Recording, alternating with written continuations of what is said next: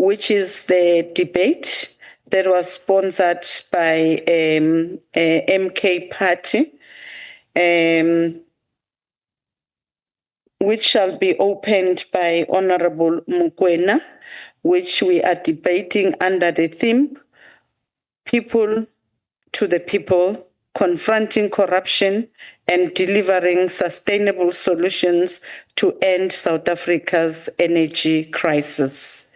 And I call upon the first speaker on my list, Honorable Mokoena. You've got 20 minutes.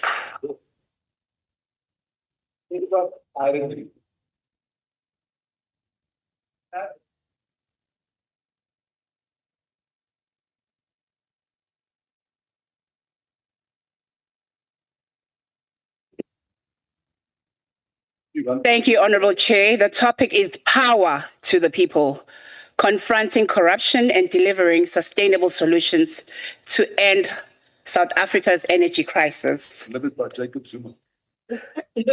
I would like to greet my party president, Jacob Zuma, who was phenomenal during his time as the president of the country in this very section. You are misleading the House.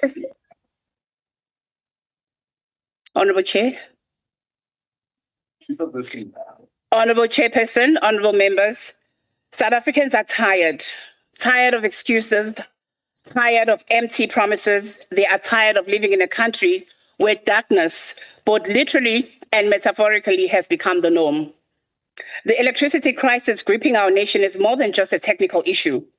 It is a crisis born of deliberate choices, systematic failures, and unchecked corruption. Today, as we debate this critical topic, I appeal to every one of you and ask you to reflect on what kind of legacy are we wanting to leave behind for future generations. Let us begin by acknowledging the truth. Eskom, once the pride of our public enterprise, has been brought to its knees by years of mismanagement and corruption. Load shedding is not just a sign. Honorable Chair. Honorable Mokoena, you can take your seat. What is your point of order, Honorable Badenhorst? On which rule are you rising on? Will the member take a question? Honorable Mokoena, are you prepared to take a question? No, Chair, just that he must reflect on the truth that I'm about to speak. Unfortunately, she's not prepared to take a question. You may proceed, Honorable Mokoena. Thank you. Load shedding is not just a sign of broken infrastructure. It is a symptom of broken governance. It disrupts homes, stalls businesses, and puts our most vulnerable citizens, our elderly, patients in hospital, and learners in constant peril. But beyond the blackouts, another kind of darkness lurks. A darkness fed by greed, a darkness fed by self-interest, where public funds meant to power our nation instead line private pockets, as we have seen in recent times. Honourable members, corruption lies at the heart of South Africa's electricity crisis. The recent revelation surrounding Mulilo are a damning indictment of the ANC's failure to safeguard public resources. This company, co-founded by Jan Oppenhauser, Eskom's former COO, has secured a contract worth 375 million rands over 15 years.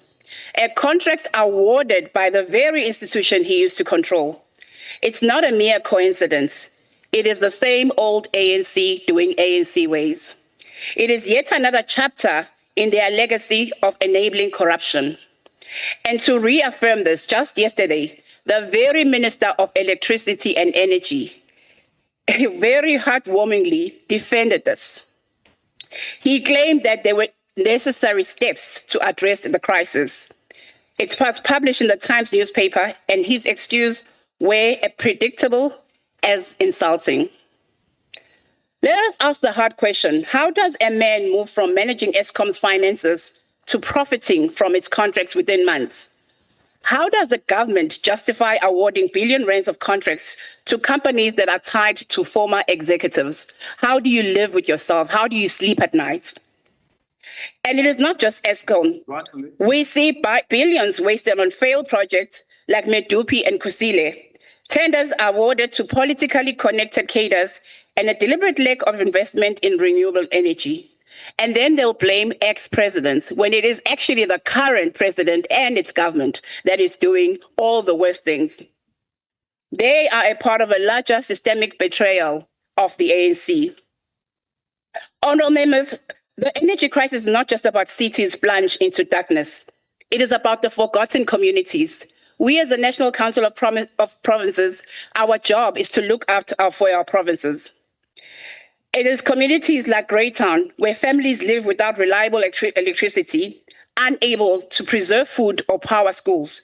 In Dutwa communities where they've been waiting for years of promises of electrification to materialize, and the ANC dololo. In Tohoyandu, load shedding disrupts a small business trying to rebuild a fragile local economy. Lusigisi, students are crying and studying by candlelight at times because they are robbed of their future because of failures of ANC and its government. In Zwelicha, pensioners are suffering as power cuts are part of their daily lives. In Guyana, water pumps fail because of power outages, leaving communities without basic necessities. In Ganza, where power cuts deepen the struggles of rural households. Mthatha, residents feel forgotten as rolling blackouts stretch in hour after hour.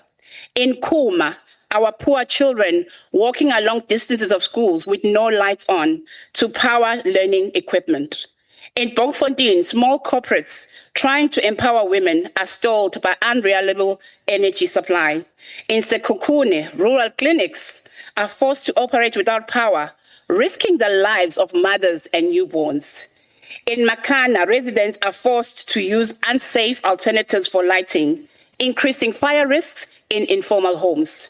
In Rustenburg, some informal settlements, people use paraffin stoves still at this day because of the poor ANC, with poor service. This is the reality of South African under the ANC.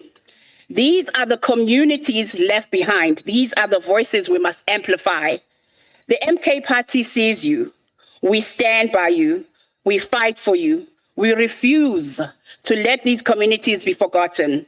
The GNU failures have plunged you into darkness, but we will work tirelessly as the MK party to bring light and hope back to you starting in 2026 when we win all the municipalities without fail. For every village, town, and settlement that has been betrayed, we say to you, enough is enough. We see you. Honorable Chairperson, accountability is not just a buzzword. It is a necessity.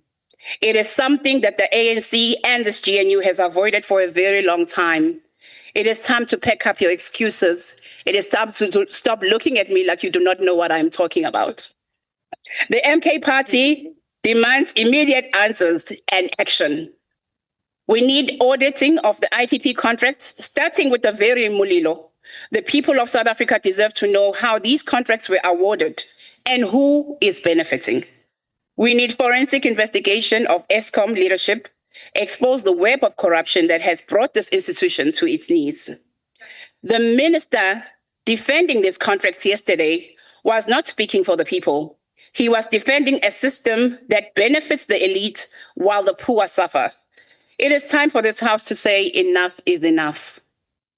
Honorable members, we cannot simply dismantle corruption without offering a vision for the future. And we, as the incoming government, a strategy that is people-centered, a strategy that is transparent, a strategy that is sustainable. One, we want to diversify energy sources. We want to prioritize renewables like solar and wind with fair and open procurement processes. We want to strengthen infrastructure, modernize our grid, and reduce outages and accommodate new energy sources. We want to empower our citizens, Abantu. We want to incentivize households and businesses to adopt green technologies, reducing dependence on this poor Eskom. Transparent oversight. We want us to establish a citizen-led task force to monitor all energy projects and to hold this very government accountable. This is how We build a resilient energy future by putting people beyond profits. Honorable members, the ANC and the GNU, well, the prime leaders of this GNU, have failed us over and over again. ANC has betrayed South Africa once and again. This governing party, entrusted with the hopes of a nation, has turned its back on its people yet again. People who believed in its promises. The light may flicker in our homes, but in the halls of power, corruption shines brightly, illuminating the greed and the arrogance of those who have grown comfortable with stealing while nations suffer. The ANC's legacy, in fact, the GNU's legacy, is written in rolling blackouts, in crumbling infrastructure, and in the anguished cries of rural communities left to fend for themselves. They have squandered the trust of a nation, and they dare to defend the indefensible. A minister who justifies awarding billions to companies with ties to former executives, they are not serving the community or our people. They are enablers of theft. To the ANC, to the DA, to all the members of the so-called GNU, we say this: your time for excuses is over. The nation sees you for who you are. Parties that are more invested in protecting corrupt elites than uplifting our people. Rich. And to the people of South Africa, we say, hold this GNU accountable, make them account, demand better because you deserve better. We in the Umkhonto we Party will never stop fighting for you. The ANC may have given up on you, the GNU may have given up on you, but we never will.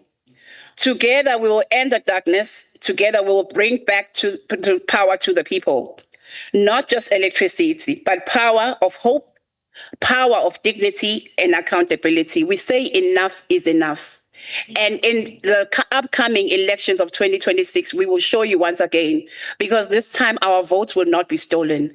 We will make sure that people receive the services that they deserve, the services that they stand in the lines to queue and vote for. They will get it from this party. I thank you.